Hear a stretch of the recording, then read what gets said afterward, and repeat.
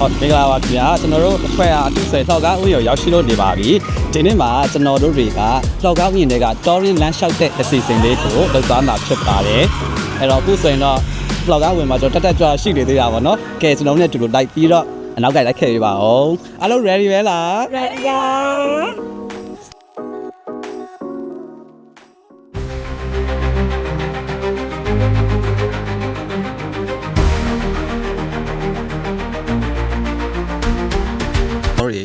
လောကဦးရဲ့ trekking trail ကိုစပြီးတော့ရောက်ပါပြီ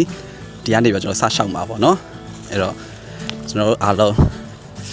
ဘယ်လိုချိန်လေးဆက်ရှိမလဲဆိုတာကိုဆက်ပြီးတော့ကြည့်ကြရအောင်ခင်ဗျာအခုချိန်မှာတော့အားလုံးကတော့လမ်းဆန်းတက်ကြွနေရယ်နော်အလှရလည်းမပြတ်ကြသေးဘူးအကုန်လုံးက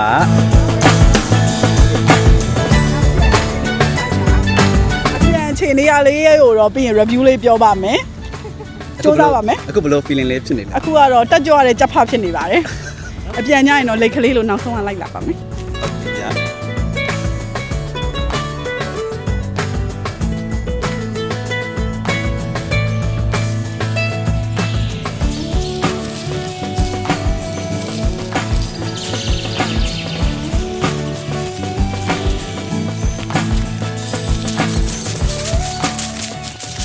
အခုကျွန်တော်တို့တွေရှောက်လာပါတော့1K တော့မပြည့်ပြပါဘူးနည်းနည်းလေးပေါ့နော်ချွေးလေးတော့စိုးစားပြုတ်နေပြီဒါပေမဲ့လမ်းနေတော့မယ်ခုချိန်ဆိုတက်ကြွနေတော့မယ်ရှေ့ရောက်ဖွဲဆိုလဲဒါတော်တော်လေးကိုခီးရောက်နေပြီခင်ဗျအဲ့တော့နောက်ထပ်နည်းနည်းလေးဆက်ပြီးတော့နှမ်းပါအောင်မယ်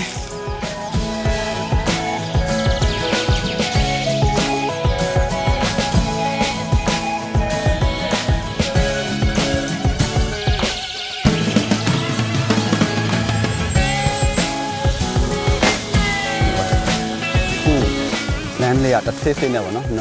သွားလာလေးကတက်တဲလာတယ်နည်းနည်းခက်လာရပေါ့နော်ဒီတက်ခိုင်းကြီးပြီးတော့တက်ခိုင်းကြောက်လေးစူးပင်လေးရရှိတော့လေကျွန်တော်တို့နည်းနည်း view side ပြီးတော့သွားနေရတယ်ကျွန်တော်တို့ကခုနတက်ခိုင်းနဲ့တိုက်ပြီးသွားတယ်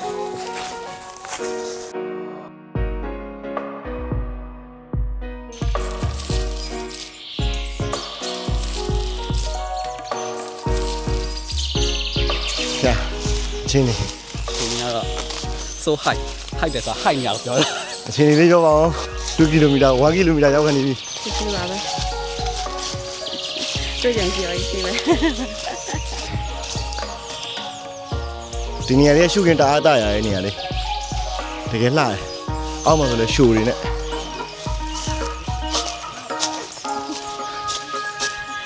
အဲ့အရှိအဖွဲမြင်အောင်လိုက်ရအောင်ပြီးတော့ရောက်ရှိလာပါပြီ1 km လား1 km ရောက်ပါ1 km တော့ရောက်ပြီကဲအခုကျွန်တော်တို့1 km တော့ကြော်ခဲ့ပြီ1 km ကြော်ပြီးတော့အခုတော့ဆက်ပြီးတော့8 km ကြီးတော့ရှောက်နိုင်မယ်လို့တော့ထင်ခဲ့တာပဲ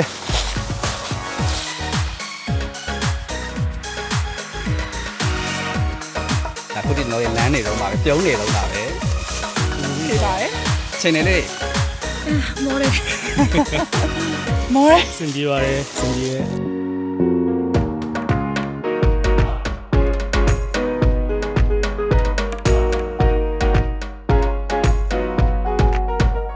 1 km ကျော်လာပါပြီရှေ့မှာတောင်ကုန်းကြီးရှိပါရဲ့တဲ့ပြီးရင်စကြက်မြောင်မြောက်သေးပါဘူး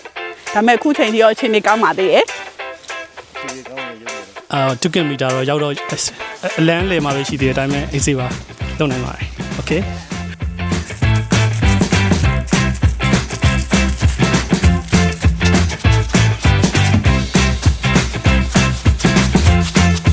ကျွန်တော်ဖွဲ့ဆက်လျှောက်လာတာဒီနေရာလေးကဒါလှလို့ထူလိုက်ထူကြတယ်ကျွန်တော်တို့ဒီရုပ်ရှင်က horror ကားတွေမှာလေတွေ့ရတဲ့အပင်ပုံစံမျိုးလေးပေါ့နော်ဒါလေးသဘောကျလို့ဒီနေရာလေးမှာခဏလေးနိုင်နေအားလုံးကြည့်ပေးပါဦးခင်ဗျာဘယ်တော့တောင်လှလဲဆိုတော့ကျွန်တော်တို့ရဲ့လှော်ကားဦးညာတဘာဝလှပတစ်ခုပေါ့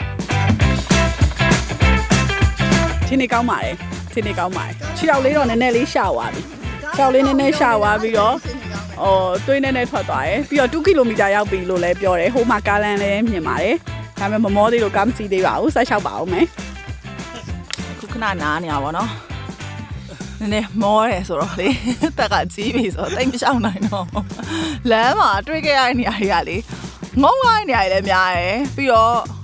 အမြတ်တွေလည်းပေါ်တယ်ဂိုင်းတွေလည်းများတယ်အဲ့ဒါတွေကိုကြော်ခွာပြီးတော်တော်လာခဲ့ရပါတယ်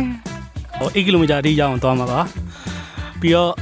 trekking လျှောက်တယ်ဆိုတော့အဓိကကိုကိုစင်ခေါ်တာပေါ့နော်ကိုဘယ်လောက်ထိလုံနိုင်လဲကိုဘယ်လောက်ထိသွားနိုင်မလဲဆိုတော့စင်ခေါ်တာ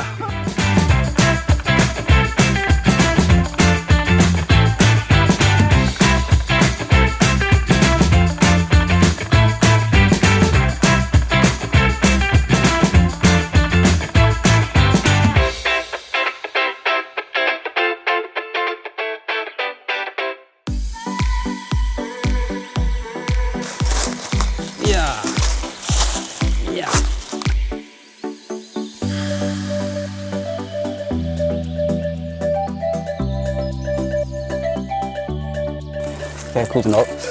ရောက်ပြီးတော့မသိဘူးရောက်ပြီးတော့မသိဘူးရှေ့မှာတော့ရှေ့မှာတော့နည်းနည်းလေးကြည့်ရတာတော့ 2 km ခွဲရောက်ပြီ ခွဲလာ2 gig ခွဲသွားပြီတဲ့2 gig ခွဲသွားပြီဆိုတော့ဆက်ပြီးတော့ရှောက်ရမယ် plan လေးရပတ်ထင်တယ်ကြည့်ရတော့နည်းနည်းတော့ လမ်းကျဲမှထင်တယ် နော်ရေ ခုနလာလာလည်းကျက်နေ လမ်းနည်းနည်းပူချမ်းသွားပြီဘာမှမ မကြောက်ဖြတ်နိုင်ပါပါကြောက်ဖြတ်နိုင်ပါပါ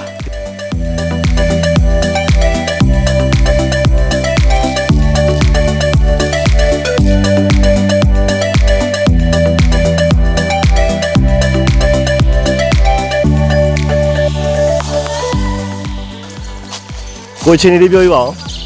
အချိန်ကြီးကခီးကနည်းနည်းတော့စပြီးတော့ကျန်းလာပြီကွာကျန်းလာပြီးတော့နည်းနည်းလေးတော့စပြီးတော့မောလာရောနည်းနည်းလေးတော့ခံစားမိလာတယ်နည်းနည်းခက်ခဲရပေါ့စပြီးရုန်းကန်နေရပါပြီ ဆရာ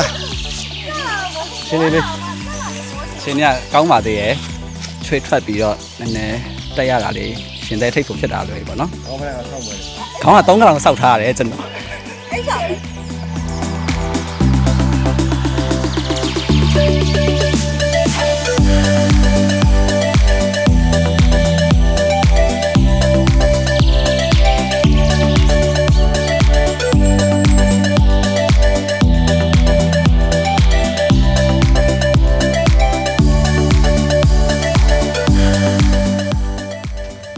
နောက်တော့ရောက်ရှိခဲ့ပါပြီ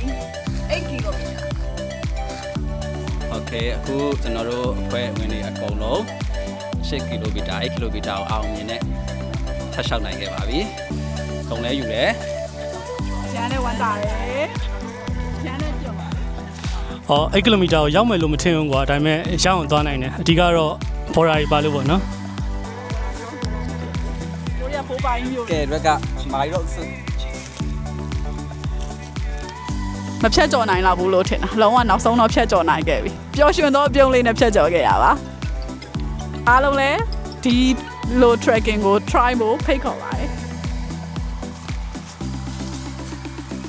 နောက်ဆုံးကနေရောက်လာခဲ့ပါပြီ။ဒါပေမဲ့8 km အထိကို